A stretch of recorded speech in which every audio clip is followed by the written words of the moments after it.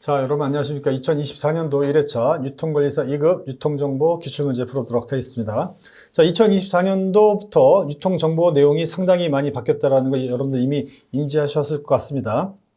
거기에 따라서 문제 출제도 좀 약간 변한 부분이 있는데 이번 유통 물류 일반, 그 다음에 상권 분석, 유통 마케팅은 여러분들이 좀 풀 수 있을 정도 출제가 됐는데, 자, 역시나 유통 정보 조금 어려운 부분이 있었습니다. 특히나 유통 기술 구현에 관련된 부분이라든가 실질적으로 기술적인 문제가 출제가 많이 됐기 때문에 좀 어려운 부분이 있었다.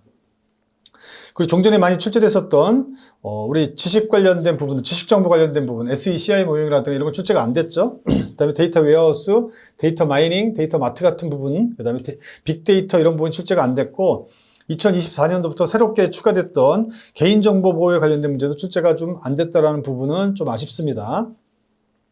그 다음에 또 새로운 문제가 또 많이 나와서 좀 어려운 부분이 없지 않아 있었다라는 거. 그래서 한 60점 정도 맞히니까 그게 쉽지는 않았을 수도 있다. 그래서 한 50점 정도, 한 반타작 정도 하시고, 나머지 상권 분석이라든가 유통 마케팅 이런 데서 고득점을 좀 하셔가지고, 합격을 하는 방법밖에 없었다라는 거. 그래도 한 50% 정도는 여러분들이 충분히 맞출 수 있는 문제는 있었다라는 거 말씀드리면서 문제풀이 한번 진행해 보도록 하겠습니다. 자, 문제풀이에 앞서서 출제 분석해보면, 유통정보 이해 부분이 원래 출제가 좀 많이 됐었는데 이 부분이 출제가 상당히 적어졌죠. 두 문제밖에 출제가 안 됐습니다. 그래서 이번에 4차 산업혁명도 안 나왔죠. 이런 부분도 출제가 안 됐고, 그 다음에 정보, 그 다음에 지식, 그 다음에 자료, 이런 비교하는 문제라든가 이런 것도 출제가 안 됐었고, 그 다음에 지식 관련된 부분이죠. 지식 관련돼서 SECI 모형. 자, 이런 것도 출제가 좀 안 돼서 좀 아쉬운 부분이 있었다. 그 다음에 유통정보의 관리와 활용 파트에서는 데이터 웨어하우스, 그 다음에 데이터 마트 같은 거, 데이터 마이닝 출제가 안 됐죠? 자, 이런 것들이 좀 출제가 됐었으면 훨씬 더 쉬웠을 건데, 이런 부분들이 출제가 좀 안 됐다라는 거죠. 그 다음에 그동안 많이 나왔었는데 안 나왔던 것 중에 하나가 또 빅데이터. 빅데이터도 출제가 이번에 안 됐습니다. 그 다음에 개인정보. 자, 개인정보에 관련된 개인정보 프라이버시죠? 프라이버시. 이런 부분에 대해서도 조금 약한 부분이 있었다라는 거죠. 다음번 시험에는 아마 이런 부분들이 또 충분히 또 출제될 거라고 생각하고, 그 다음에 새롭게 출제된 부분 중에 하나가 SCM 부분, 그 다음에 또 CRM, 그 다음에 ERP 부분이 있습니다. ERP 관련된 한 문제가 나왔는데 상당히 좀 기술적인 문제가 출제가 됐고, CRM도 한 문제가 출제됐는데 이것도 약간 그런 부분이 있고요. 자, SCM은 또 쉽게 나왔어요. TOC 모형, 그 다음에 VMI, 여기 한 문제로 출제가 됐고, 또 하나는 QR에 대해서도 출제가 됐죠. 이거는 뭐 쉽게 출제가 된 부분이 있습니다. 여하튼 간에 쉽게 나온 부분도 쉽게 나왔지만 또 상당수는 또 처음 보는 문제가 많이 나왔기 때문에, 또 기술적인 문제가 많이 나왔기 때문에 좀 어려운 부분이 있었다라는 거, 책에도 없는 내용들이 많았다라는 거죠. 자, 그런 점 감안하고 문제를 한번 풀어보도록 하고요. 그 다음에 새롭게 나온 문제들은 다음번에 또 나올 수 있기 때문에 2회차, 3회차 준비하시는 분들은 그런 부분들 잘 봐주시기 바라겠습니다. 문제는 골고루 나왔어요. 골고루 나왔는데 혹시나 여기서 많이 나왔죠. 여기서. 자, 71번입니다. 처음 나온 문제이긴 한데, 자, 지리적인 공간적인 제약을 극복하고 어디서 누구와도 연결이 가능하도록 해주는 광역 컴퓨팅 기술, 관련 있는 기술로 가장 옳지 않은 것은, 그래서 지리적인 공간적인 제약을 극복하고 어디서 누구와도 연결이 가능하도록, 우리 예전에 이거 유비쿼터스라고 그랬어요. 유비쿼터스 기술이었는데, 여기서 한 단계 발전한 게 IoT였죠. IoT. 이런 것들 다 묶어가지고 우리는 뭐라고 하냐면 광역 컴퓨팅 기술이다. 요거에 대해서 출제가 된 거예요.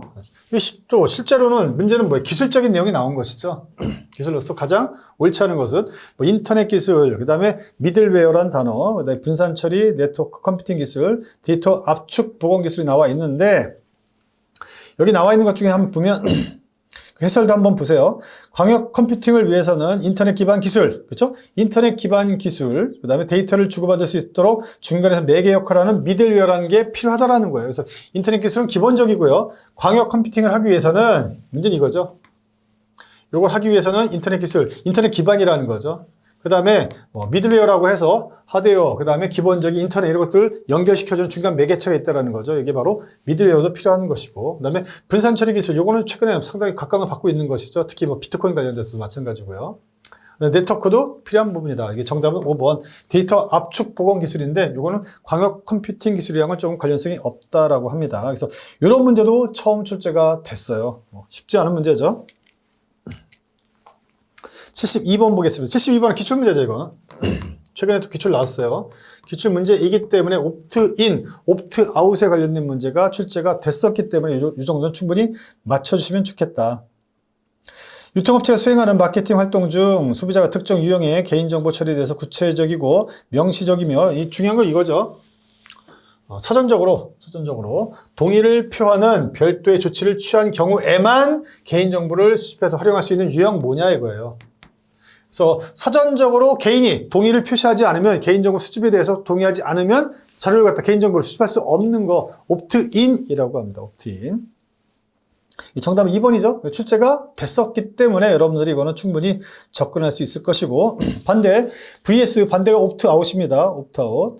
옵트아웃은 전자상거래 이용 고객이 기업에서 발송하는 광고성 메일에 대해서 수신 거부 의사를 전달하는 경우 더 이상 광고 메일을 받지 않을 수 있다는 것. 그게 바로 옵트아웃이다라는 것.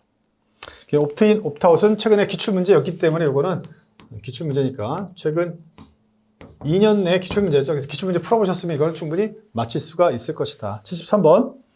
자, ERP 문제가 처음 도입이 됐는데 ERP 구현하는 기술에 관련된 문제가 출제가 됐어요. ERP 시스템 도입할 때 구축 비용에 영향을 미친 요인, 옳지 않은 것은 뭐냐? 기술적인 부분이죠. ERP 시스템 도입할 때 구축 비용에 영향을 미치는 요인 아닌 것은 뭐냐? ERP 시스템 구축 범위가 크면 클수록, 넓으면 넓을수록 이건 비용은 많이 들겠죠. 도입하는 ERP의 모듈 수가 많으면 많을수록 그렇다라는 거죠. 모듈 수는 뭐냐? 이런 거죠. 뭐 맨 마지막에 맨 밑에는 어떤 뭐 생산 관리와 관련된 부분이 있겠죠. 생산 관리. 이런 것들이 많으면 많을수록 어떻게 비용은 많이 들겠죠. 자, 생산된 다음에는 재고 관리가 필요하겠죠. 재고 관리. 재고 관리 하다가 팔리면 영업 관리가 필요하겠죠. 영업 관리도 필요한 것이고, 그 다음에 영업하는 사람들에 대한 관리, 그것도 필요하겠죠. 뭡니까? 자, 인사 관리. 그 다음에 인사 관리하고, 그 다음에 영업 관리도 하고, 매출액 관리도 하겠죠. 회계 관리도 필요하다. 회계, 재무 관리까지. 이런 모듈이 많아지면 많아질수록 비용은 당연히 커질 것이다. 그 다음에 ERP 시스템 이용자 수가 많으면 많을수록, 그쵸? 시스템이 복잡해지겠죠? 자, 4번 ERP 시스템 구축 프로젝트 추진 기간이 길면 길수록 그럴 것이다 라는 거. 이거는 상식적으로 생각하면 맞을 것 같아요. 근데 5번에 보면 ERP 데모데이라는 게 나왔어요. 데모데이 참여 기업 수, 요것 때문에 ERP 시스템 구축 비용이 많이 드느냐 이거죠. 그렇다면 데모데이가 뭔지를 알아야 되는데, 데모데이가 처음 나온 거예요. 이거는 데모랑이 뭐야? 시범적으로 이렇게 보여주는 걸 데모라고 그래요. 뭐 신제품이라든가 이런 게 나오면 대중한테 공개하는 거, 이걸 데모라고 그러죠. 데모. 그런 날을 데모데이라고 합니다. 데모데이. 데모데이는 기업들이 자사해서 개발한 데모 제품을 대중한테 공개하는 행사, 이런 것도 얘기하는데, 요런 것은 ERP 구축 비용이랑은 좀 상관이 없는 거죠. 그 이후에 얘기다라고 볼 수가 있겠습니다. 정답은 5번인데, 요거는 1번, 2번, 3번, 4번을 좀 잘 알 수 있다면, 요거는 그렇게 꿰서 여러분들이 이 ERP 시스템 도입할 때 구축 비용과 관련된 내용인지 아닌지를 좀 구분할 수 있으면은 좀 이거는 접근할 수 있는 문제가 아니었나라는 생각하지만 이것도 조금 어려운 부분이 있었다. 거기에 비해서 74번은 맞출 수가 있었어요. 자, 유통정보 시스템 구축하려고 합니다. 구축 단계별 설명 가장 옳지 않은 것은, 구축 단계가 책에 나와 있죠. 분석, 설계, 개발, 테스팅, 구현 쭉 나와 있는데, 구현에 보면 구현이란 건 뭐야? 다 만들어진 다음에 이걸 실현시키는 거잖아요. 가동시키는 걸 얘기하는 것이죠. 시스템 사용자를 지원하기 위한 상담 창구를 개설한다? 요거랑은 상관이 없죠. 시스템을 실제로 이용하는 것을 얘기하는 거잖아요. 그래서 해설 보시면 기술적 구현 단계는 유통정보 시스템이 추구하는 목표와 제시된 시스템 설계를 컴퓨터 시스템으로 실현하는 단계다라는 거. 그렇기 때문에 상담 창구를 개설한다? 이거는 좀 생뚱맞은 단어죠. 정답은 5번입니다. 이 문제는 조금 쉬웠다. 자, 75번. 75번은 CRM 관련된 문제, 고객 충성도와 관련된 문제죠. 고객 충성도 강화시키기 위한 우수 고객 우대 프로그램에 대한 설명, 가장 옳지 않은 거. 이거는 마케팅이랑도 관련성이 있어요. 마케팅, CRM 부분을 공부를 잘 하셨으면 이거는 충분히 맞출 수 있었다. 문제 상당히 크지만 1번을 보면 유통업체의 우수 우대 고객 프로그램은 금전적인 혜택과 비금전적인 혜택을 제공한다. 이건 맞죠? 맞습니다. 최근에는 금전적인 혜택을 강화하는 방향으로 갑니까? 고객 충성도를 높이기 위해서 어떻게 해야 돼요? 고객 충성도 프로그램이라 하면 1대1 마케팅 해주는 거예요. 뭔가 개인별로, 그쵸? 개인화 시켜주는 거죠. 커스터마이제이션 하는 거죠. 커스터마이제이션, 개별 고객화하면 고객들은 만족도가 높아진다는 거예요. 물론 금전적인 혜택도 중요하지만 뭐예요? 비금전적인 혜택이 최근에 훨씬 더 중요해지고 있다. 고객들이 원하는 서비스를 알아서 해주는 게 중요한 거죠. 그래서 금전적인 혜택도 중요하지만 더 중요한 건 최근에는 비금전적인 거, 이게 중요해지고 있다는 거. 이거는 여러분이 충분히 상식적으로 접근할 수 있는 문제가 있지 않았나라는 생각이 듭니다. 자, 2번, 3번, 4번, 5번은 여러분들 읽어보시면 되는데 2번, 유통업체 우수 고객 우대 프로그램은 자사에서 제공하는 혜택이 자사 상품과 직접적인 관련성을 갖도록 함으로써 자사 상품의 가치를 증진시키기 위한 것이 바람직하다. 두 번째, 유통업체의 우수 고객 우대 프로그램은 고객의 거래 실적이 많을수록 더 많은 혜택을 제공하는 등 고객 등급에 따라, 그죠? 등급제로 한다라는 거예요. 우수한 고객들은 많이 해주겠다라는 거죠. 걔네들은 오랫동안 끌고 가겠다라는 거예요. 고객으로부터 최대한 많이 뽑아내는 거 있었잖아요. 뭐예요? 자, 우리 CLV라 해요. CLV. 커스터머 라이프타임 밸류라고 그러죠. 고객 생애 가치죠. 고객의 생애 가치를 극대화시킬 수 있는 사람, 많이 우리 거를 갖다가 사줄 수 있는 사람이잖아요. 등급별로 달리 관리하는 게 중요하겠다라는 거. 그런 내용이 쭉 나와 있어요. 근데 5번에 보면 유통업체의 우수 고객 우대 프로그램은 우수 고객의 유지, 그 다음에 활성화뿐만 아니라 비우수 고객을 우수 고객으로 전환시키는 유력한 수단으로 활용된다. 이런 것들 다 좋은 지문이니까 이 다음번에도 활용될 수 있는 지문에 해당합니다. 이거 꼭 알아두시기 바라고요. 정답은 1번이었다. 75번. 자, 76번입니다. 75번 정도도 맞추면 좋겠어요. 76번은 무조건 맞춰야 되는 문제. 잘 나왔던 문제죠. 블록체인입니다. 블록체인. 탈중앙화. 탈중앙화가 포인트 아니겠습니까? 분산 처리, 분산 장부, 이런 분산 거래 이런 것들이 나오면 이거는 뭐다? 그렇죠? 블록체인이다라는 거. 블록체인 기본적으로 여러분 다 아시다시피 분산 원장이라고 불립니다. 분산 원장. 분산 원장으로 불리는 데이터 분산 처리 기술이다라는 거. 네트워크에 참여하는 모든 사용자가 모든 거래 내역 등에 대해서 데이터를 분산 저장하는 기술이다.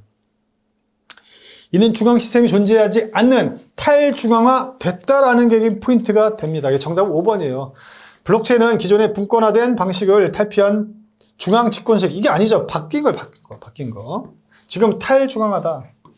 중앙 시스템이 존재하지 않아도 된다라는 것이죠. 정답은 5번입니다. 5번. 그 다음 1번과 2번도 이것도 이제 앞으로 장래 출제 가능성이 있는 거죠.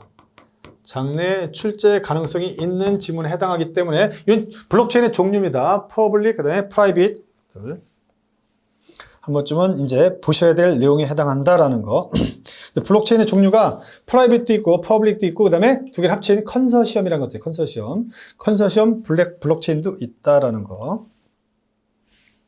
정답은 5번. 그래서 이 문제는 맞아야 될 문제에 해당한다. 자, 요거는 여러 번 나왔던 지문이기 때문에 요걸 틀리면 요거 조금 안타깝다라는 거죠. 77번. 76번인가요? 76번. 77번. 자, 고객관계 관리 통해서 추집된 자료를 분석하는 마이닝 기법, 그 설명이 가장 옳지 않은 것은. 그래서 1번, 2번은 최근에 또 출제가 됐었어요. 텍스트 마이닝과 오피니언 마이닝에 대해서는 최근에 2022년도인가요? 기출이 됐습니다. 기출문제 지문이에요, 이거는. 기출이 됐기 때문에 요거는 여러분들이 꼭 알아야 되는 것이고, 텍스트 마이닝, 오피니언 마이닝 용어의 정의를 잘 알아두셔라. 텍스트 마이닝의 주요 분석 기법들로는 주제어 분석, 그 다음에 동시 출현 단어 분석, 토픽 모델링, 감석 분석. 제가 이거 강의 시간에 말씀드렸는데 텍스트 마이닝은 뭐냐? 텍스트라는 단어가 있잖아요. 텍스트. 연설문 같은 게 있어요. 연설문이 쭉 있으면 이 대통령 연설문에서 가장 많이 나왔던 단어, 이게 매핑이 된다라는 것이죠. 여기 보면 주제어 분석, 그 다음에 동시 출현 단어 분석 이런 것들을 한다는 게 바로 텍스트 마이닝이다. 분류하는 것이죠. 이런 것들. 그 다음에 2번에 보면 오피니언 마이닝, 문서에 나타난 의견의 극성을 분석하는 감성 분석이 중요하다라는 거. 어떤 오피니언 뭐예요? 어떤 의도라든가 주의라든가 이런 것들이죠. 어떤 의견을 갖다가 선도하는 것들이에요. 그러면 의견을 선도하는데 양극단으로 갈 수 있다라는 거죠. 어떤 의견의 극성을 갖다가 분석한다. 감성 분석이 매우 중요하다. 3번 감성 분석의 대표적인 예로는 영화 리뷰 분석, 온라인 쇼핑몰 제품에 대한 구매 후기 분석. 그렇죠? 좋다 안 좋다게 나온단 말이죠, 걔네들은. 그렇죠? 우리가 온라인 쇼핑을 이용했는데 좋다 안 좋다 딱 양극단으로 나눠진다는 얘기예요. 영화 리뷰할 때도 재밌었다 재미없었다 양극단으로 분석이 된다. 감성 분석이다 이게. 감성 분석의 대표적인 새롭게 출제된 지문이죠. 알아두시기 바라고요. 정답은 4번이요. 4번. 웹 컨텐츠 마이닝은 웹상에서 사용자가 찾고자 했던 것을 기록하는 웹 서버 로그에서 유용한 정보를 추출하는 과정이다. 이게 아니라 웹 컨텐츠 마이닝은 웹사이트를 구성하는 페이지 내용 중에서 유용한 정보를 추출하기 위한 기법이다. 2019년도 2회차 나왔던 거예요. 2회차. 몇 년 됐죠? 몇 년 됐지만 이때 나왔던 지문이 또 출제가 됐다. 2019년도 2회차 또 시험에 나왔던 거기 때문에 알아주시기 바라고 4번에 대한 것은 액세스 로그랑 또 유사한 지문이라고 볼 수가 있겠습니다. 그래서 웹 콘텐츠 마이닝은 용어가 이게 아니라 웹사이트를 구성하는 페이지 내용 중에서 유용한 정보를 추출하기 위한 기법이 바로 웹 콘텐츠 마이닝이다. 그 다음에 웹서버랑 관련된 것은 액세스 로그 이런 거랑 좀 관련성이 있죠. 액세스 로그는 방문자가 웹상 특정 사이트에 접속할 때부터 나갈 때까지 사용자 아이디라든가 웹사이트 방문 경로, 방문 시간, 또 뭘 갖다가 수행했는지 이런 것들을 다 체크할 수 있는 것이죠. 정답은 4번 정도 보시면 되겠고요. 자, 78번 EDI인데 EDI 문제 중에서는 제일 어려운 문제입니다. 새롭게 나온 문제. 상당히 어렵다. 관련된 내용 가장 옳지 않은 것은 1번 EDI는 합의된 표준화를 기반으로 통신망을 통해서 정보를 교환하는 기술이다. 그래서 EDI는 이거죠. 표준화예요. 표준화. 전자문서잖아. 전자문서. EDI는 전자문서 교환이라고 합니다. 전자문서 교환. 전자문서 교환하기 위해서는 전자적으로 뭐가 돼 있어야 돼? 표준화돼 있어야 돼요. 표준화된 양식을 이용한다. 이건 당연하죠. 그래서 통신망을 이용한다는 밴을 이용한 부가가치 통신망. 이걸 이용해야만 좀 안정성이 있다라는 거죠. 정보가 누출되지 않고 안정성이 있다. 자, 1번 정도는 쉬웠는데 2번. 자, 2번 보면 EDI는 서류의 내용을 수동으로 옮겨 작성하는 데 있어서 발생할 수 있는 오류를 최소화시킨다라는 거. 이것도 우리가 책에 있는 내용이고요. 3번 보면 EDI 구성 요소의 하나인 네트워크 소프트웨어는 거래 기업 간 상호 데이터의 인식이 가능하도록 변환해주는 기능을 수행한다. 이게 아니라는 거예요. 이게 아니라는 거예요. 일반적 EDI 구성 요소는 EDI 표준. 자, EDI 구성 요소.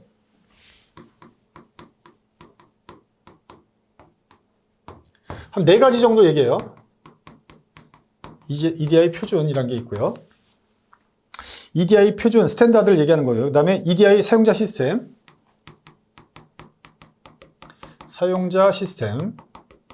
여기에는 하드웨어가 있고 소프트웨어가 있겠죠. 하드웨어가 있고 그 다음에 소프트웨어가 있다. 세 번째는 통신 네트워크. 커뮤니케이션이죠. 통신 네트워크. 이게 필요하겠고 마지막으로는 EDI 거래 약정. EDI 거래 약정이라는 게 필요하다. 이 기본적인 구성 요소란 것이죠. 그래서 EDI 구성 요소의 하나인 네트워크 소프트웨어. 네트워크 소프트웨어라는 게 조금 이게 아리까리합니다. 이게 거래 기업 간 상호 데이터의 인식이 가능하도록 변환해주는 기능이 아니다. 이게 아니다라는 것이죠. 그래서 이 문제는 좀 어려운 문제였습니다. 하여튼 정답은 3번인데 참 어려운 것 같아요. 4번에 보면 EDI 시스템 구축은 종이 없는 페이퍼리스죠. 이거는 EDI는 전자문서 교환하죠. 전자문서를 교환하는 거예요. 전자문서. 종이로 왔다 갔다 하는 게 아니죠. 전자문서 교환합니다. 전자문서 교환. 예전에는 어떻게 했냐면 문서 교환할 때 종이로 했단 말이에요. 종이로. 페이퍼로 했다는 얘기죠. 페이퍼. 그러다가 지금은 전자문서 교환하면서 페이퍼리스가 됐다. 페이퍼가 필요 없는 페이퍼리스 환경이 조성이 됐다라는 것이죠. 이것도 맞는 거. 보면 이건 우리가 지울 수 있어요. 자, 5번에 보면 애플리케이션 소프트웨어는 각각의 컴퓨터 간 데이터의 전송을 가능하게 해주는 기능을 제공한다. 이거는 맞다라는 거죠. 이건 상당히 기술적인 부분들이기 때문에 좀 어려운 것 같아요. 이거 여러분 한번 보시는데 네트워크 소프트웨어가 뭔지 요거에 대해서 한번 찾아보시기 바라고, 제가 구글 찾아봤는데도 잘 안 나옵니다. 이런 거에 대해서. 이건 상당히 기술적인 부분이라 그런 것 같아요. 이 정답은 3번 정도 보시고, 다음번에 또 출제된다면 아마도 제가 볼 때는 3번, 그 다음에 5번 정도는 충분히 다시 한번 나올 수 있는 지문에 해당하는 것이 아닌가라는 생각이 듭니다. 이 정도로 해서 여러분 봐주시기 바라고요. 자, 79번입니다. 데이터의 전략적인 활용을 위해 사용되는 비즈니스 애널리틱스에 대한 설명, 옳지 않은. 요거는 맞힐 수 있는 문제죠. 상당히 사이즈가 크지만 BA에 관련된 거. 자, BA 전엔 뭐가 있었어요? BI가 있었죠? 비즈니스 인텔리전스라는 게 있어요. 예전에는. 비즈니스 인텔리전스. 요 상당히 발달된 게 바로 BA다. 비즈니스 애널리틱스. 그렇죠? 요거죠. 얘는 뭡니까? 과거 데이터요. 과거 데이터를 분석하는 거죠. 기술적으로 분석하는 거예요. 기술적 분석하는 거에 불과하다. 하지만 BA는 한 단계 발전했잖아요. 한 단계. 그러다 보니까 과거 데이터는 당연히 분석을 하겠죠. 이거보다는 더 중요한 건 뭡니까? 더 중요한 건 미래 상황이에요. 미래. 미래 상황을 예측할 수 있다는 게 중요하죠. 예측. 그 다음에 진단. 그 다음에 처방한다라는 거예요. 처방. 이게 가능한 게 바로 비즈니스 애널리틱스다라는 거. 정답 5번인데, 비즈니스 애널리틱스는 정보와 자원을 의사결정에 유용한 지식으로 변환시키는 것을 의미하는 바, 이 핵심은 발생된 사건에 대해서 내부 데이터, 구조화된 데이터, 이게 다 뭡니까? 내부 데이터, 그 다음에 구조화된 건 뭐야? 다 있는 거예요. 항상 늘상하는 거죠. 늘상하는 거. 늘상하는 거 뭐야? 이거예요. 이거. 그 다음에 히스토리컬, 이거 역사적인 거잖아요. 이건 기존에. 이것만을 단순하게 분석하는 것이다. 그게 아니다. 얘는 과거 데이터뿐만이 아니라 미래 상황을 갖다 예측, 진단, 처방할 수 있는 게 바로 비즈니스 애널리틱스다라는 거. 요거 용어의 정의가 알고 있으면 당연히 5번은 체크할 수가 있었다. 근데 문제가 상당히 길었고, 그 다음에 5번에 나와 있었기 때문에 정답을 여러분들이 정확하게 좀 체크를 해야 되는데, 자, 이게 정답률이 얼만큼 될지 상당히 궁금합니다. 하지만 정답은 요거다. 그 다음에 뭐뭐만을 또 나왔죠? 이번 시험의 특징 중에 하나입니다. 뭐뭐만을 이런 단어가 들어가면 이거의 정답이었다. 나머지 1번, 2번, 3번, 4번. 요거는 상당히 중요한 단어들이고요. 특히 3번 여러 번 나왔던 지문이죠. 이거. 비즈니스 애널리틱스는 리포트, 쿼리, 알림, 대시보드, 스코어 카드 요것만으로도 시험에 나온 적이 있었기 때문에 1번, 2번, 3번, 4번 잘 알아두시기 바라고. 자, 5번은 이거 BI에 관련된 것이다. BA는 과거 데이터 분석뿐만이 아니라 미래 예측, 진단, 처방까지도 할 수 있기 때문에 상당히 미래지향적인 데이터 시스템이라는 거 알아두시면 되겠습니다. 자, 80번. 80번도 처음 나온 문제죠? 유통업체에서 업무에 활용하고 있는 데이터 시각화에 관련된 부분, 데이터 시각화. 처음 나온 문제예요, 이런 거. 가장 옳은 거, 특히 처음 나왔는데 가장 옳은 거 찾으려면 상당히 어렵죠. 당황스럽습니다. 5개를 다 알아야만 맞출 수 있는 건데 그렇게 만만치는 않아요. 자, 1번 보면 정보 시각화는 데이터를 활용하여 객관적인 사실을 통계표, 그래프, 이미지 등을 통해서 요약적으로 표현하여 주는 직관적인 통찰력을 높여준다. 자, 정보 시각화를 통해서 직관적으로 딱 보면 알 수 있다는 거죠. 통계표라든가 그래프라든가 이미지를 보면 알 수 있다. 특히 이미지 중에 대표적인 게 뭐예요, 이게? 인포그래픽이에요, 인포그래픽. 어떤 통계 자료 같은 걸 갖다가 그림으로 딱 쉽게 보여준다는 것이죠. 정답은 1번이고요. 2번 인포그래픽의 용어의 정의는 3번이에요, 3번. 자, 인포그래픽. 자, 그래픽인데 인포메이션, 뭔가 정보를 갖다가 그래픽화시킨 그림으로 보여주는 거예요. 자, 다량의 정보를 차트라든가 지도, 다이어그램, 로고, 일러스트레이션 등을 활용해서 정적으로 만들어서 한눈에 파악할 수 있게 해주는 거, 인포그래픽에 해당한다, 이게. 2번에 보면 과학적 현상의 시각화, 이건 뭐야? 이거겠죠, 이거. 그래서 2번과 3번은 용어의 정의가 거꾸로 됐다. 그래서 4번에 보면 인포그래픽은 공학, 통계학, 수학 등을 이용해서 데이터 분석 기능을 제공하는 게 아니에요. 인포그래픽이라고 해가지고 여러분 쳐보시면 어떤 정보, 어떤 통계 데이터인데 이거 갖다가 그림을 간단하게 보여주는 거죠. 만약에 우리가 예를 들면 인구 증가율 아니면 출생률 그래프를 보여준단 말이죠. 그림으로 해가지고 베이비가 있어, 베이비가 옛날에 1970년대 이때 베이비가 컸는데 2020년대 하면 베이비가 조그매졌다라는 거예요. 여기 숫자가 나온단 말이죠. 여기 뭐 1년에 여기 뭐 110만 명. 그림을 보여주는 거예요. 그림을 조그맣게 나타난 다음에 여기 뭐 30만 명 이렇게 써준다는 얘기죠. 어마어마하게 줄었어요. 우리나라가 1971년이죠. 우리나라의 베이비가 가장 많이 태어난 해가 이때죠. 이때. 이런 것들 갖다 그림으로 딱 보여주는 거죠. 이게 바로 인포그래픽이다. 인포그래픽. 통계학이라든가 수학이라든가 공학 이런 분석 툴을 이용하는 것은 아니다. 5번에 도수 분포를 그래프로 나타낸 거 산포도가 아니라 히스토그램이라고 합니다. 정답은 1번입니다. 1번. 그래서 이 문제도 잘안 맞힐 수도 있어요. 이거 딱 봐도 이게 1번이 정확한 것 같고 2번과 3번은 과학적 현상의 시각화. 이건 뭐야? 과학적 시각화겠죠.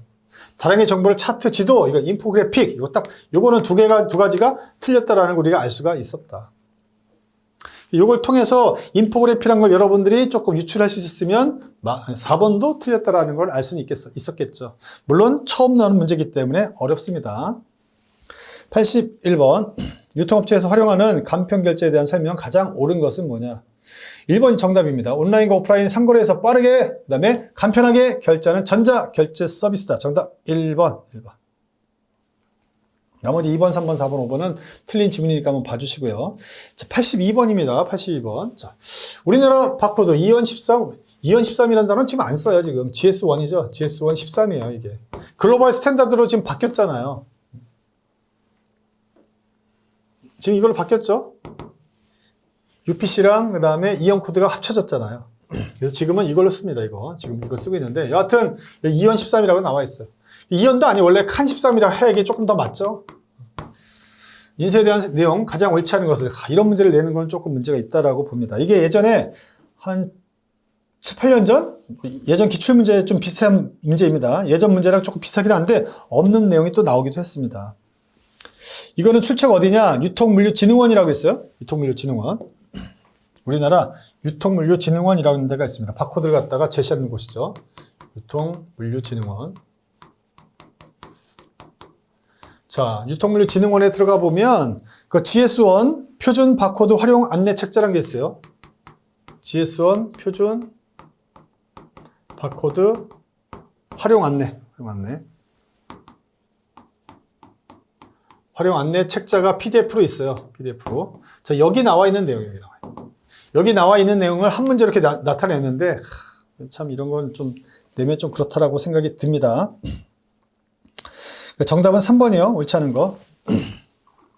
묶음 상품인 경우 개별 상품의 바코드가 반드시 보이도록 하고 별도의 바코드를 부착한다 이렇게 되어 있는데 옳지 않은 거. 이거 조금 그래요. 하나의 포장지에 각기 다른 GTIN을 입력한 두 개의 바코드를 부착해서는 안 되며 그러니까 개별 3번에 보면 묶음 상품인 경우 개별 상품의 바코드가 반드시 보이도록 하고 별도의 바코드를 부착한다. 이게 아니에요. 두 개 이상의 바코드 부착해서는 안 된다는 하나만 붙여라 이거죠. 묶음 상품은 개별 상품의 바코드가 보이지 않도록 하고 별도의 바코드를 부착해야 된다라고 되어 있습니다. 그래서 이거는 여러분들이 한번 살펴보시는데 보이도록 하는 게 아니라 보이지 않도록 하는 것이죠. 정답은 3번인데 5번도 약간 이것도 좀 틀린 것 같기도 해요. 형태가 원통형인 경우 제품을 똑바로 세웠을 때 측면에 인쇄하되 바코드 막대가 지면과 수평이 아니라 수직이 되도록 이렇게 되어 있는 것 같은데 이거는 여러분들이 한번 이신청을 한번 해보셔도 될 것 같아요. 3번, 5번 정답은 3번은 나와 있는데 5번도 이게 수평이 아니라 수직이 아닌가라는 생각도 들고 이거는 여러분들 한번 좀 이신청을 해보시는 것도 좋을 것 같습니다. 자, 83번 가져가죠. 83번. 어려운 문제입니다. 자, 83번부터, 지금 82번까지는 좀 어려웠고, 83번부터는 이제 여러분들이 점수를 따야 되는 부분입니다. 이제 8문제인데 8문제가 다 쉬웠어요. 그러니까 앞에 13문제인가요? 13문제인데, 앞에 13문제 중에서 한 50%는 어려웠죠. 50% 이상이 좀 어려웠어요. 근데 나머지 7문제는 여러분들이 다 맞힐 수 있는 문제, 기존에 나왔던 문제가 제시가 된다라는 것이죠. 그래서 자, 앞대가리에서 완전히 맛이 갔다가 뒤에 가서 점수가 나올 수 있다라는 거예요. 정신을 꽉 차려야 된다는 것이죠. 어려워도. 자, 83번 붙죠. 83번. 아래 글상자 가로 안에 들어갈 용어입니다. 용어. 자, 뭐뭐는 SCM 생산 스케줄의 핵심이다라고 했죠. SCM의 핵심 엔진이 뭡니까? 이게 바로 TOC예요. TOC 이론. 제약 이론이죠. 강의 시간에도 말씀드렸던 부분이죠. 이거 알 수 있고, 만약 이걸 모르더라도 니은번을 보세요. 니은은 제품 생산, 재고에 관한 의사결정을 고객이 아니라 공급자가 수행하도록 하는 방식이다 라는 거. 공급자가 뭐야? 의사결정 한다라는 거야. 생산이라든가 재고에 관련돼서. 이거 뭐죠? VMI죠, VMI. 벤더 매니지드 인벤토리입니다. 벤더.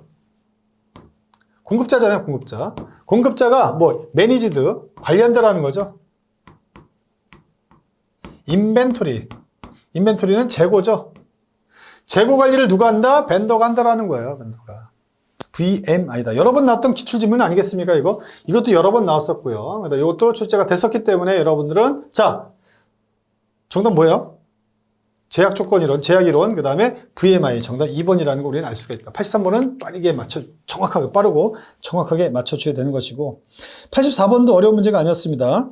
유통정보혁명 시대에 있어서 유통업체에 요구되는 발전 전략이다. 유통정보혁명이죠? 최근 얘기네요, 최근 얘기. 4차 산업혁명입니다. 유통업체한테 요구되는 발전 전략, 옳지 않은 건 뭐냐 이거야. 특화된 고객 전략에서 불특정 다수를 위한 걸 갑니까? 아니죠. 이렇게 가는 거죠, 이렇게. 예전엔 불특정 다수였어요. 불특정 다수를 대상으로 표준화된 마케팅을 했죠? 표준화하는 게 상당히 중요했다. 그러다가, 자, CRM으로 갔다가, 그러다가 커스터마이제이션으로 가는 거죠. 커스터마이제이션.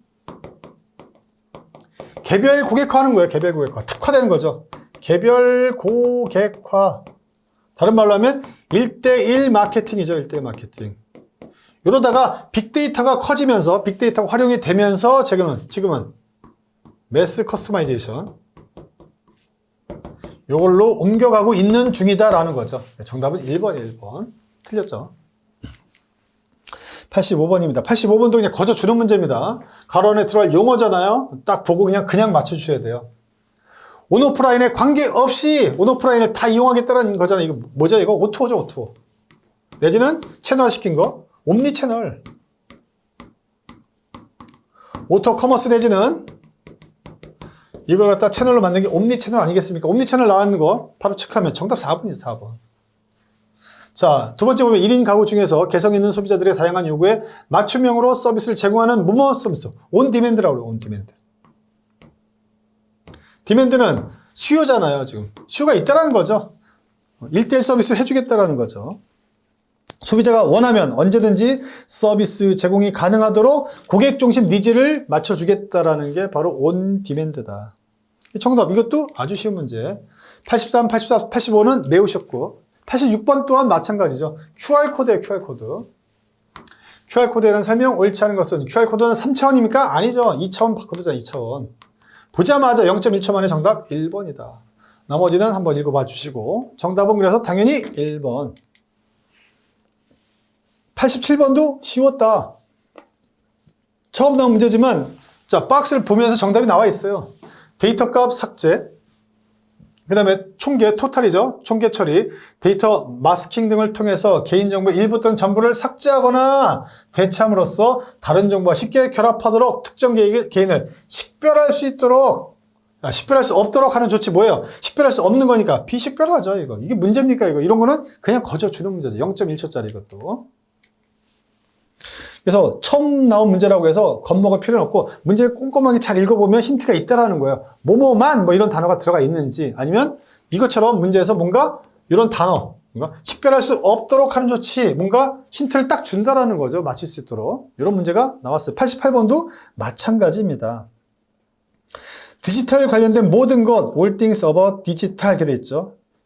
디지털 관련 모든 것으로 인해서 발생하는 다양한 변화들을 동인으로 어떤 요인으로 한다는 거죠.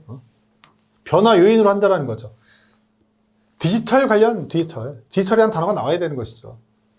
디지털로 인해서 발생하는 다양한 변화를 동인으로 원인으로 무슨 발생 원인, 변화 요인으로 해서 기업의 비즈니스 모델, 그 다음에 전략, 프로세스, 시스템, 조직 문화 등을 근본적으로 변화시키는 경영 전략, 경영 활동이다. 이걸 했을까요? 정답은 4번 이거예요. 전환이죠. 디지털 전환이다. 디지털 트랜스포메이션이라고 합니다. 영어로는 디지털 포메이션이요. 트랜스포메이션.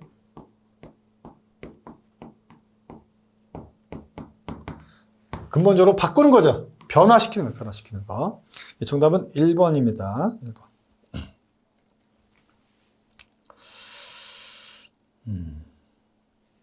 그 다음에 89번부터 가죠. 89번. 89번인데 89번도 예전에도 나왔던 지문이기도 하고요. 또 쉽게 여러분들이 접근할 수 있는 문제이기도 합니다. 유통업체에서 많이 활용되고 있는 정보기술에 대한 설명, 옳지 않은 것은 HS 코드가 나와 있고요. 하모나이즈드 시스템. 이거 뭡니까? 이거 어디서 나오는 거예요? 이건 바코드랑은 전혀 상관이 없다. GTIN, GS1 이런 거랑 전혀 상관이 없어. 이거는 뭐랑 관련있어요? 이거는 관세랑 관련있어요. 관세. 관세법이랑 관련되어 있는 거야. 통관할 때랑 관련성이 있는 것이죠. 그래서 HS 코드는 유통 표준 코드가 아닙니다. 국제 무역 상품을 분류하기 위해서 하는 것이죠. 국제통일 상품 분류 체계라고 합니다. 여기 다시 한번 국제 통일 상품 분류 체계. 상품 분류 체계. 분류 체계라고 합니다. 통일시키는 거, 하모나이즈 하는 거예요. 통일시키는 거죠. 하모니 있게, 조화 있게 통일시키는 것이다. 라는 거. 그래서 하모나이즈드 시스템 코드라고 합니다. HS 코드. 이게 관세에서 나온 관세. 통관할 때. 국제통일 상품 분류 체계라고 합니다. 관세표가 쭉 있어요. 번호가 쭉 있으면 그 번호에 따라서 이 제품은 어떤 제품인지를 찾아가는 것이죠. 관세 매길 때 활용되는 시스템이다라는 거. 정답은 1번 틀렸다. 2번에 포스, 3번, 4번 RFID 쭉 나와 있죠. 특히 RFID가 이제 한번 또 문제가 출제될 때가 됐기 때문에 RFID 구성 요소라든가, 그 다음에 활용도, 장점이라든가 이런 것들, 종류 이런 것들 알아두시면 좋겠다. RFID는 또 출제될 가능성이 매우 높다라는 거 다시 한번 강조 드리고요. 그래서 정답은 1번입니다. 얘는 전혀 상관이 없어요. 자, 90번. 그 다음에 HS 코드는 예전에 또 한번 출제가 됐었죠. 한 2, 3년 전에. 자, 90번 보시면 유통업체에서 마케팅을 위해서 활용되고 있는 증강현실 뭡니까? AR에 관련된 거죠, AR. AR이죠, 이거. 자, Augmented Reality, AR, VR 이거 공부를 했었잖아요. 자, AR은 증강현실이에요, 증강현실. 가상현실에 대한 것이죠. 이 중에서도 문제는 AR에 관련된 문제가 출제가 됐다. 자, 정답은 5번입니다. 1번, 2번, 3번, 4번 쭉 한번 읽어보세요. 증강현실에 대한 게 쭉쭉쭉 나오는데 5번 보면 증강현실 기술은 이용자의 다양한 특정한 요구에 따라서 새로운 콘텐츠와 아이디어를 결과로 생성해내는 인공지능 기술입니까? 이건 그런 건 아니다. 현실 세계에 3차원 가상 물체를 겹쳐 보여주는 기술이 있다라는 거. 아바타 이런 거 다 아시잖아요. 정답은 5번입니다. 그래서 AR, VR에 관련된 문제는 또 이거 출제가 많이 됐었죠. 기출문제죠, 기출문제. 최근에도 여러 차례 출제가 됐었습니다. 기출문제이기 때문에 충분히 여러분들이 풀 수 있었다. 그래서 83번부터 90번까지 8문제 정도는 충분히 풀 수 있었고, 자, 아까 71번부터 그 다음에 82번까지 12문제인데 이 12문제가 그렇게 만만치는 않았어요. 그 중에서 한 50% 정도 여러분들이 접근하시면 되겠다라는 말씀 드리면서, 물론 처음 나오면 다 어려워요. 처음 나오면 어떤 근거가 주어졌을지라도 좀 어려울 수는 있겠죠. 하지만 그거 문제 꼼꼼하게 이제 살펴보고 이제 한번 나왔던 문제는 다음번에 또 나올 수 있기 때문에 그런 부분에서 2회차, 3회차를 준비하시는 분 입장에서는 자, 지금 새롭게 나왔던 문제들을 다시 한번 꼼꼼히 점검해 주시면 좋겠습니다. 이렇게 해서 이번 시간 마치도록 하죠. 여러분 수고 많으셨습니다. 감사합니다.